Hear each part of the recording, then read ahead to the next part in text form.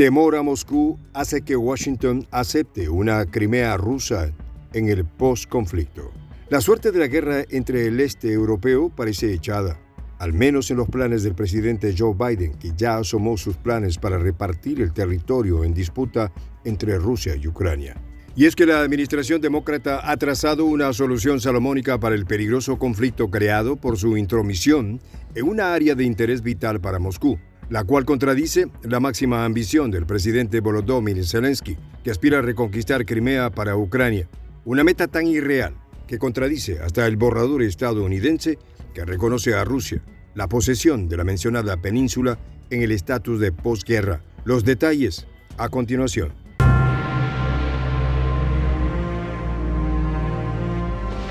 Voz de la Patria Grande.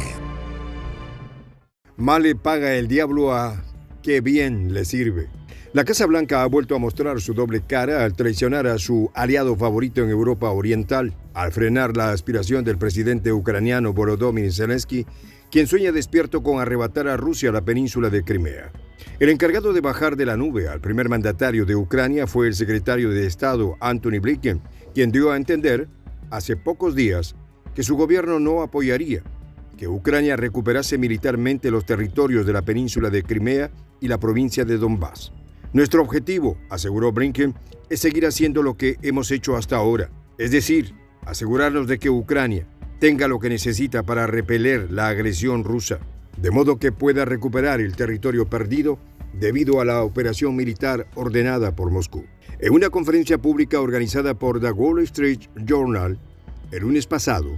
el encargado de la diplomacia estadounidense dijo que el enfoque de su país es garantizar que Ucrania pudiera defenderse y recobrar el territorio incautado por Rusia desde el 24 de febrero de este año. Rusia incorporó a su territorio la totalidad de la península de Crimea tras una consulta democrática a su población y protegió las independencias de las repúblicas de Lugansk y Donetsk, ubicadas en la región del Donbass, a raíz del conflicto que asoló la zona a partir del 2014. La posición del Departamento de Estado, comunicada por Blinken, pretendió enviar un mensaje público y contundente a Zelensky y uno más tácito a Rusia,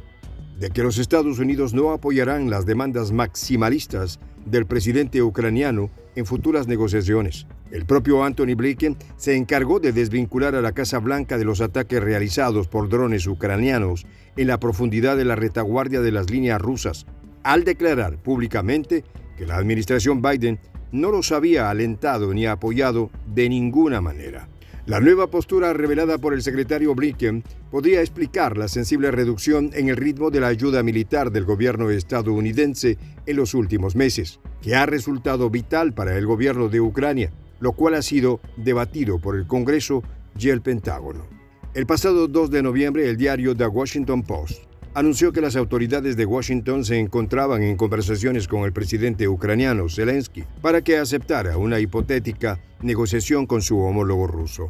La noticia fue replicada por un sinfín de agencias internacionales que se hicieron eco de esta nueva iniciativa del gobierno de Joe Biden, el principal patrocinador de Kiev, en un momento en el que nadie atisba un final a corto plazo en esa guerra de consecuencias planetarias. En esa ocasión, el jefe del gobierno ucraniano dijo al diario español El País que solo estaría dispuesto a sentarse a negociar si el gobierno de la Federación Rusa abandonaba la península de Crimea y otras regiones consideradas ucranianas que son controladas por las tropas rusas. Esta postura de Zelensky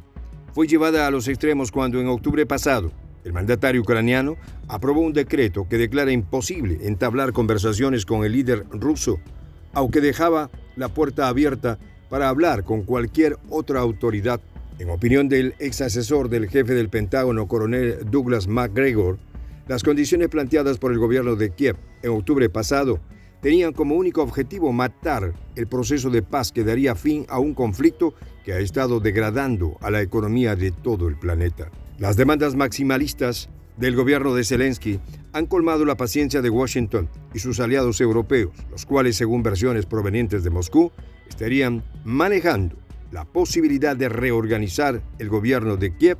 para ajustarlo a las posturas de Washington. Y es que entre las filas de los autoproclamados aliados de Ucrania están surgiendo las propuestas más desesperadas, ante el peligroso agravamiento del conflicto en suelo ucraniano, que podrían incluso apuntar a sacrificar al gobierno dirigido por Volodymyr Zelensky. Durante una sesión informativa celebrada el 7 de noviembre en Moscú, la portavoz del Ministerio de Relaciones Exteriores ruso, María Zakharova, dijo que Estados Unidos prepara lo que calificó como un golpe de palacio o algún tipo de reorganización a nivel de las autoridades en Ucrania. En opinión de Zakharova, en la medida en que se agravan los desacuerdos en los niveles más altos del poder en Kiev sobre el destino de la ayuda financiera de Washington y la Unión Europea para sostener el conflicto, aumenta las posibilidades de un golpe de Estado en Ucrania. La vocera principal de la Cancillería rusa se refirió a la presencia de la subsecretaria de Estado de los Estados Unidos, Victoria Nuland,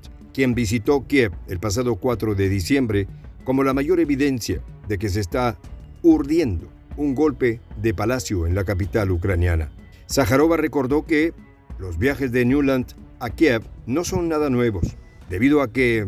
la Washington envía regularmente a su enviada para corroborar que existan las condiciones necesarias para un relevo de poder. Siendo así, la presencia de Nuland en las actuales circunstancias da que pensar. Es posible que se esté iniciando nuevamente un golpe de palacio o algún tipo de reorganización. Creo que el régimen de Zelensky, que ha puesto a prueba la paciencia de Washington, tiene que temer de esa visita, dijo la portavoz del Ministerio de Relaciones Exteriores ruso. Lo cierto es que para la administración de Joe Biden y los gobiernos de Bruselas se están tornando cada vez más insostenibles el subsidiar la confrontación militar que la propia Casa Blanca provocó y cuyas consecuencias mundiales se les escaparon por completo de su control.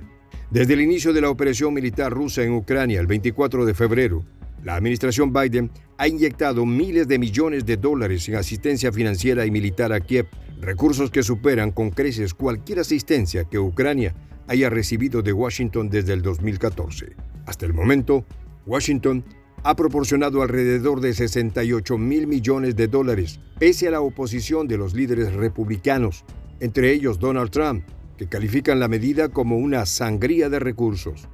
por el impacto que está teniendo en las finanzas de la nación norteamericana.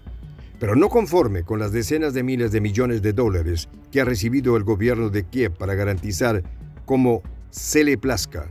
Zelensky no ha parado de demandar más y más recursos económicos y militares a sus aliados, colmando la paciencia de sus patrocinadores que están dispuestos a obligarle a ceder Crimea a Rusia para frenar la sangría de recursos, así sea necesario deshacerse de su antiguo aliado favorito en Ucrania. Soy el J, Juan José del Castillo, director del canal Prensa Alternativa.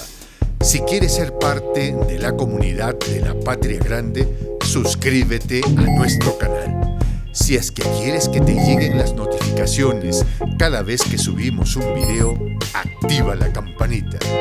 Si quieres apoyar a nuestro canal económicamente, puedes hacerlo a través de PayPal. El enlace está en la descripción del video. A nombre del equipo de Prensa Alternativa, me despido con esta expresión en el quechua milenario, Tupananchis Kama, cuya traducción es hasta volvernos a encontrar.